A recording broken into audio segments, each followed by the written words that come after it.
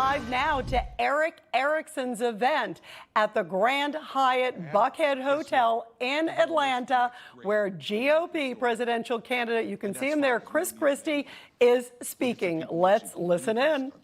And believe in our future. And going back to that first question you asked me, the overarching reason, I gave you all these specifics, but the overarching reason I'm running for president is because I believe in this country's future if we have competent leadership.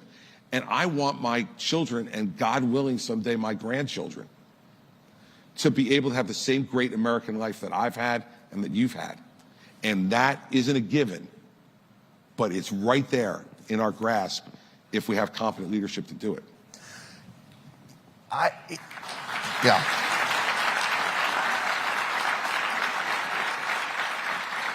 I've had this sneaking suspicion that, you know, Ronald Reagan knew the situation of the Soviet Union was perfectly willing to bankrupt them.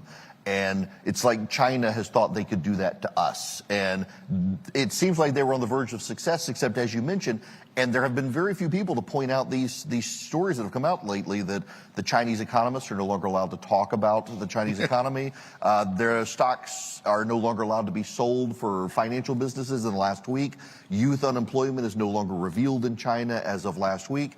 It seems like they tried to bankrupt us, and they've come close, but yet they've done it to themselves. But on our side, we do have $32 trillion in debt, and it's about to exceed GDP. That's why I said what I said about spending. Now, look, when I was in the race in 2016, we had a candidate who said, I'll balance the budget in 4 years. Let me promise you right now, I'm not balancing the budget in 4 years. The hole is too big to be able to do it. And it would involve either massive cuts to entitlements plus massive increases in taxes. I don't think we need to do that. We just need to show the trend going in the other direction.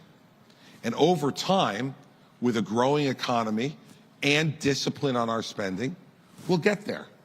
But we have dug, look, Obama, Trump, and Biden have dug us too deep a hole. I mean, Trump added $6.5 trillion to the national debt in 4 years. And Biden is going to exceed that. I mean, look, everybody, this is a bipartisan problem. We had a Republican Congress for the first 2 years of the Trump administration, and we didn't do it. And so we've got to come to grips with that and understand what that means. And so, yeah, we do have a big problem with that debt. But we can turn it around different than the Chinese for two reasons. Because we're going to continue to grow this country from a population perspective. And we're going to have workers there that are available to fill those jobs.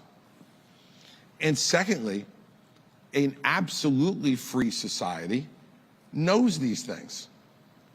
We know we have $32 trillion in debt. We know when we have difficult times in our economy. We know when the Washington swamp is being, fed. We have a free press. We don't always like them, but we got them. And we have a free society. The Chinese don't know. And a society that is in the dark is a society that is not one that is going to win the war of ideas with the United States. But we have to be competent, everybody. This is not a TV show, okay? This is real. This isn't fun and games. This is real. The problems we have are real. I haven't even talked about entitlements yet, but I'm happy to, because if we don't deal with that, that $32 trillion in debt is going to get bigger and bigger and bigger. And the most disgusting part of Joe Biden's State of the Union address this year was when he stood up and he said, we'll all agree, right? We're not going to do anything to Social Security. And both sides got up and cheered. A group of liars and cowards. Because they know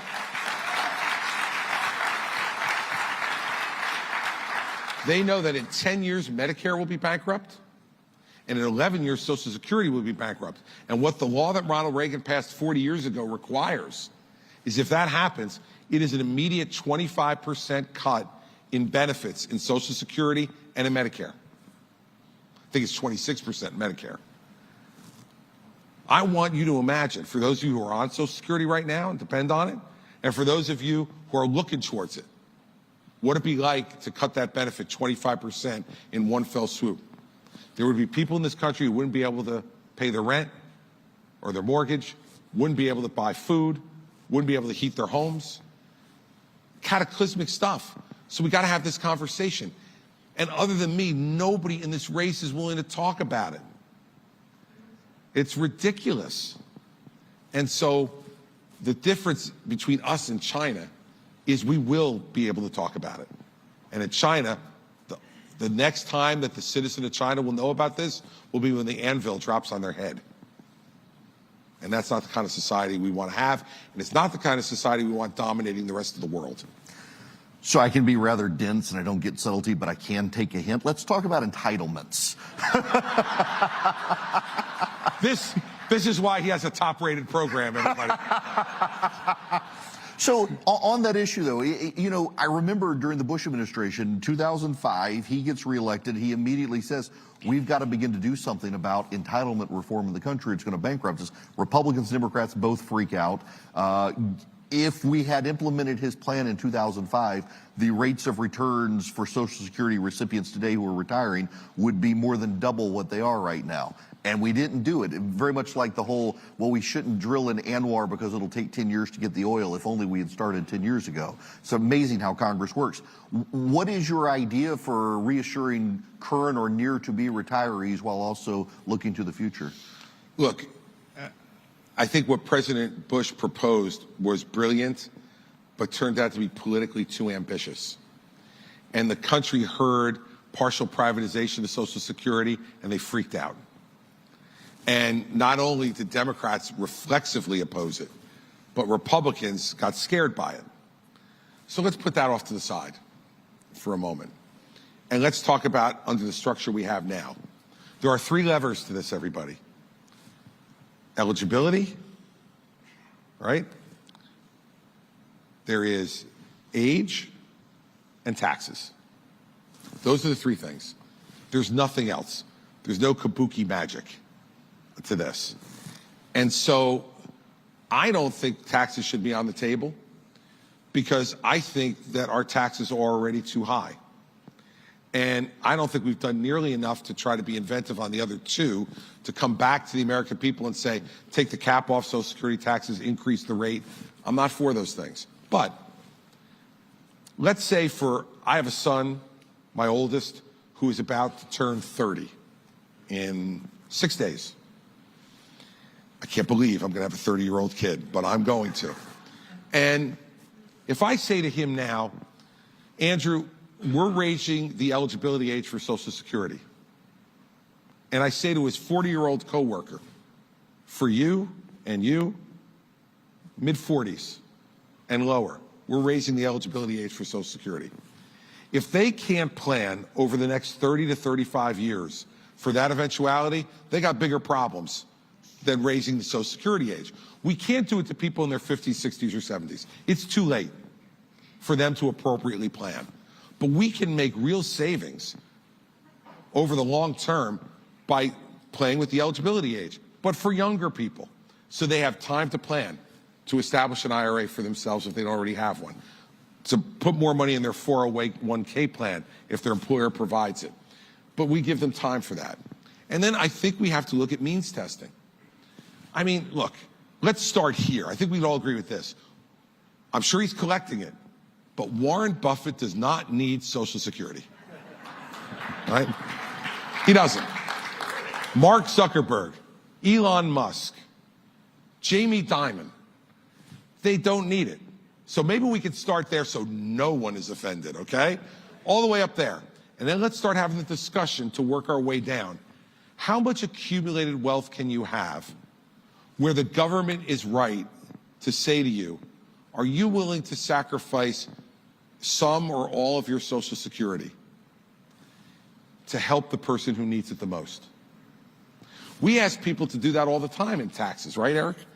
I mean, look, I have, God willing, I never will be, nor have I ever been someone who needed to have food stamps. But I pay for them every year in my taxes. There are lots of things, because people yell at me, I paid in, I want my damn money back.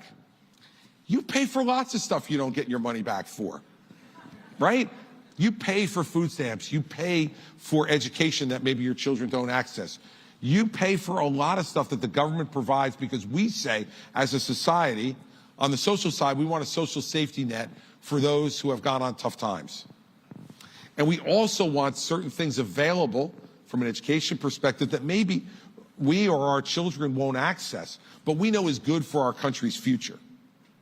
So I think that argument is a little fallacious. And you have been so listening to the former New Jersey governor and always outspoken Chris Christie there at Erick Erickson's event in Atlanta called The Gathering. By the way, Chris Christie is now #2 in at least one poll in New Hampshire. He's basically skipping over Iowa and going right to New Hampshire as we are following, of course, what is going to be a very exciting presidential election season.